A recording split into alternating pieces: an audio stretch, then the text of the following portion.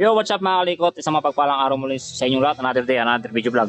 So, paano pa na rin itong motor na to? Siliton yan, Rusi.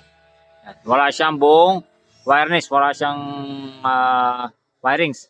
So, primary type na motorsiklo. So, simple lang pagganaan niya mga kalikot. So, hindi na tayo gagamit ng regulator rectifier at battery. So, ang gagawin lang natin, papander natin. Okay? Kasi hindi naman natin lalagyan ng mga ilaw busina. Yun nga, pinaka gagawin lang natin is paano natin siya mapaandar. Okay? So, ito gagamitin natin. Yan.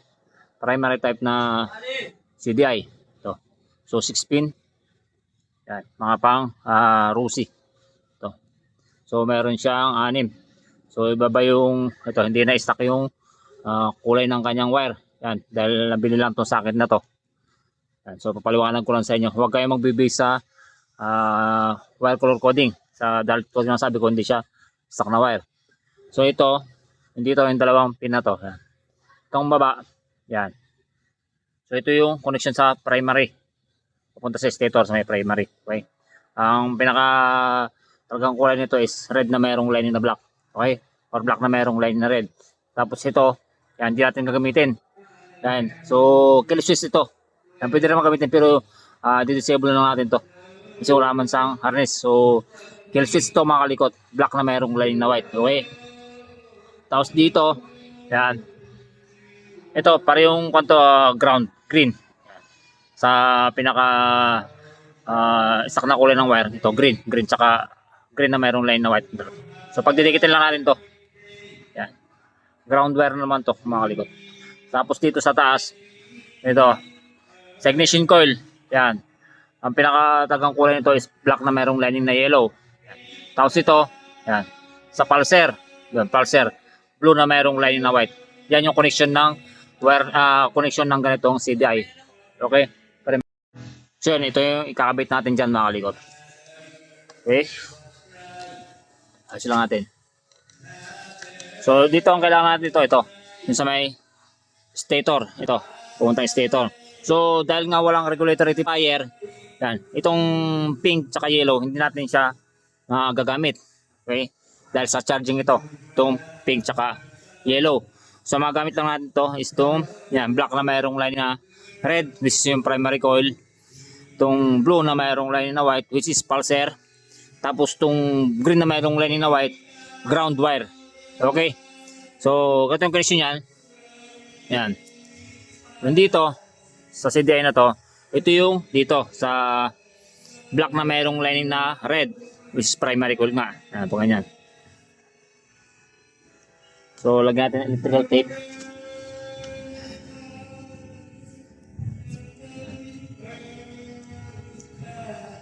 So, hindi ko muna babalutin masyado ng tape. Yan. Dine-demo ko lang muna sa inyo, okay? Pero pagka kayo magkabit, so make sure balutan siya ng maayos na electrical tape. Tapos, dahil ito yung sinasabi ko kanina, kill switch. So, wala man tayong pagkakabitan yan, hindi na natin gagamitin. Okay? Tapos, itong dalawa dito, yan, ito.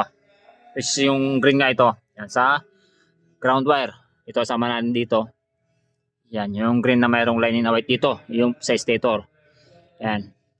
Tapos, pagkapang tayo ng wire dito, yan sa may body ground. Yan, ito, wire. Para may connection sa body ground. Yan, yung green. Okay. Pagkat electrical tape.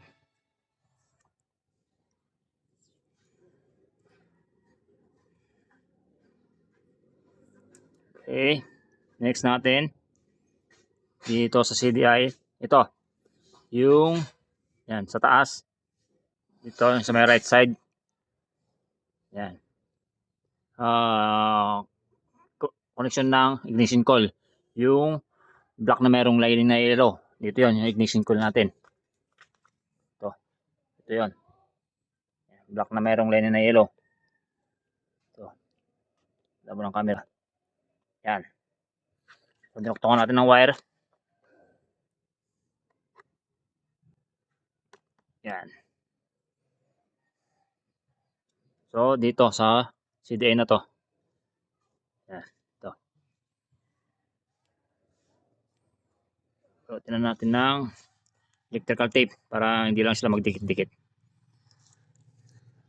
So ganito lang kasimple. Yan, paganahin yung pag nakabili kayo skeleton na motor, yan, paganahin nyo siya, paandarin. Yan. Tapos ito as left side is yung sa pulser. Ito, blue na mayroong line na white. Yan. So ganun lang mga kalikot, papaandar natin yung motor na yan. Natin ang tape.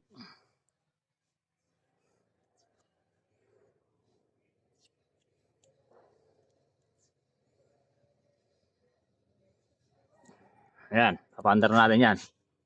Okay. So, wala pa tayong ginamit na susi. Okay. So, dyan pa lang papaandar natin yung motor natin. So, try natin. Yan, nilagyan natin ng gas para sa carburetor. Okay. Try na natin.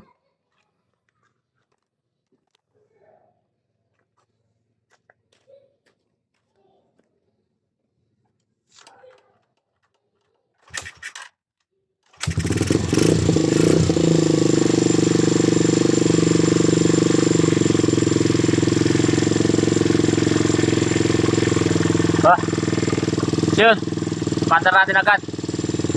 Gumamit lang tayo ng, ang ginamit lang natin yan is CDI, yan, CDI. Siyempre, dapat may stator yan, ignition coil.